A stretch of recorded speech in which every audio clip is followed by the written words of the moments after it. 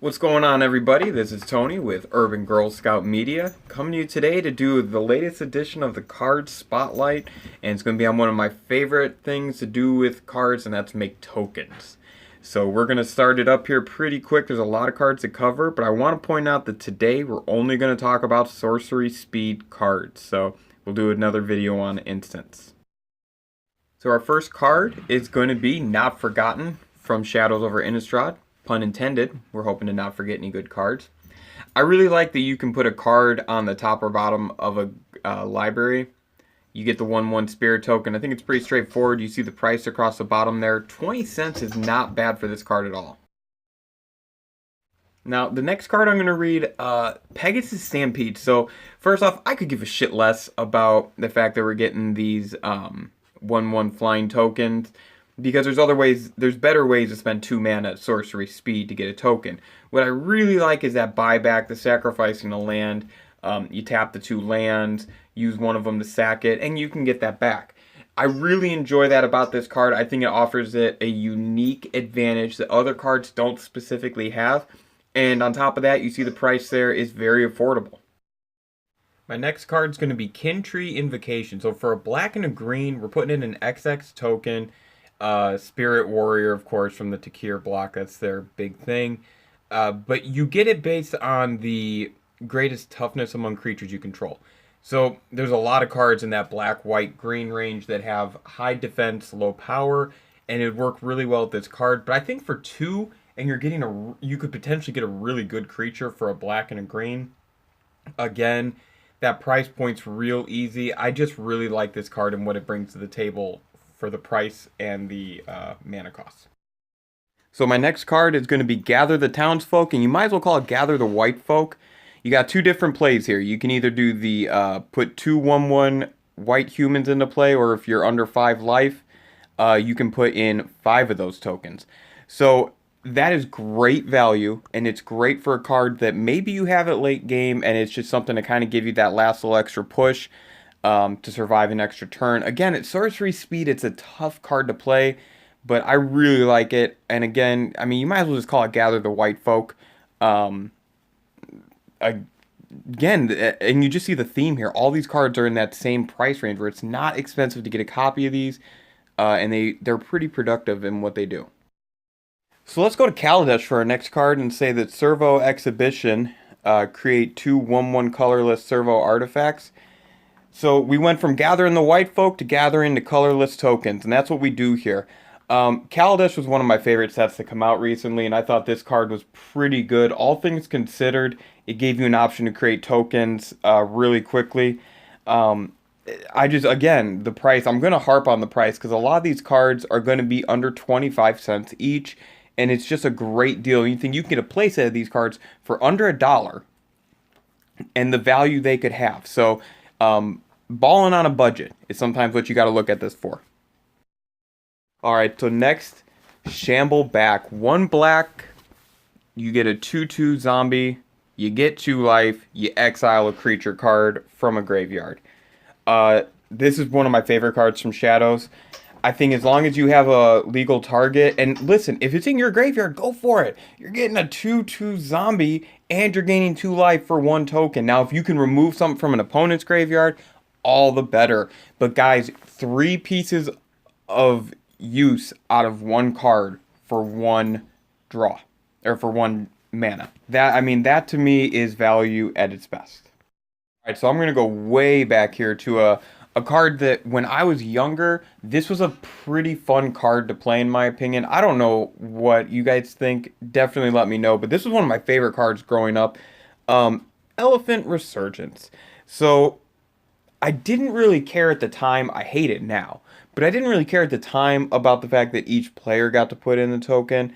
I just thought it was cool that if you could dump a bunch of creatures into your graveyard, your token could get pretty big. And even back in the day, there were ways to reduce your opponent's graveyard, so you could make this work. But I always just really liked this card. This was a card that when I started thinking about this video and this list, it was one of the first cards I actually went and got just because of how much it impacted my younger years of playing Magic. And again, you see the price point. Under 50 cents for a rare on average. So again, if you like this card, it's not a bad idea to get into it, and it's relatively cheap for mana costs as well, so you can play it quickly. So we go from one of my favorite cards on this video to one of my least favorite cards, and it's going to be Devastating Summons. So again, I felt like it would be inappropriate to leave this card off. For the 1 red, you do have to sacrifice some lands, but you get that XX token. So depending upon where you're at in the game, this could be a massive turn one way or the other. The sacrificing the lands, I've never been a fan of that in any form, but at the end of the day, sometimes you just got to do what you got to do. And again, the price point on this just isn't that bad. I'm gonna be honest, the main reason it made its way into this list is because of the fact that it costs 1 mana to set off. Alright, so let's go to a multicolored card, Call of the Conclave. So 1 green, 1 white, it's gonna buy you a 3/3 Centaur. Holy shit, it's a Centaur.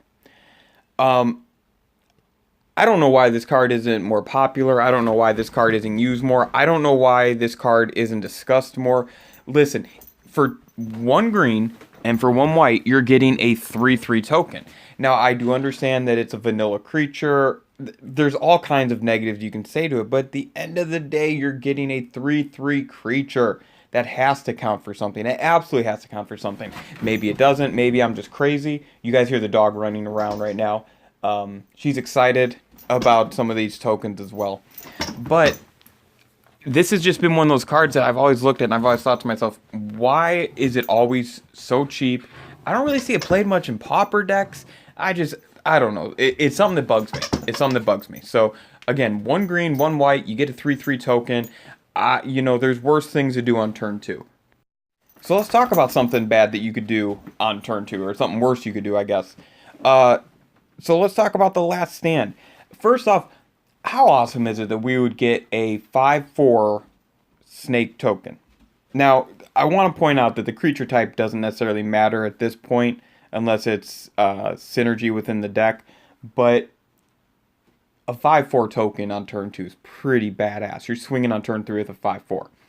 The downside is you can't untap your lands. So anything you tap up, you have to keep tapped. These last 2 cards really kind of hit the same spot for me. They're good cards situationally. I guess you could say that about any Magic card.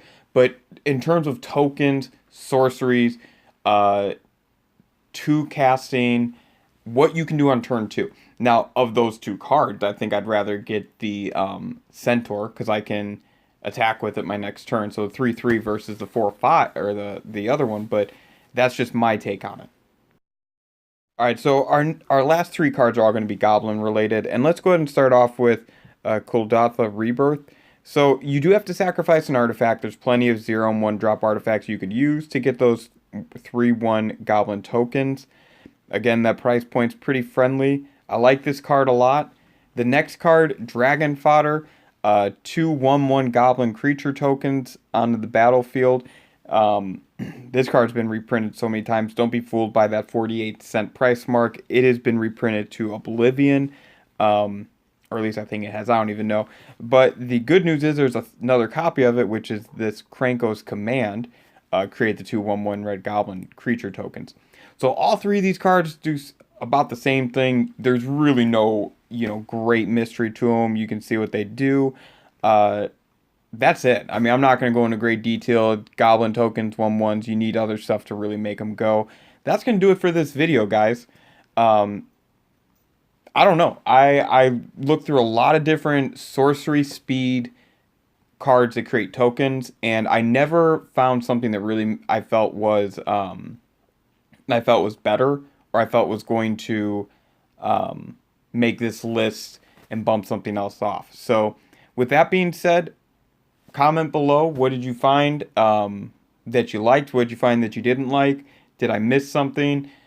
I wouldn't necessarily say that these are all in a order where it's all from best to worst or anything like that. I think this was more just a list that was put together, and I wanted to put certain cards in certain places. I wanted to pair the goblins together, those 2 cards right before them.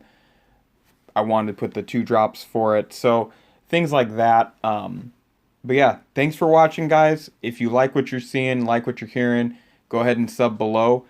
And give us a shout out, give us a like, comment on the video, tell us what you want to see, and we'll see you guys next time. Bye.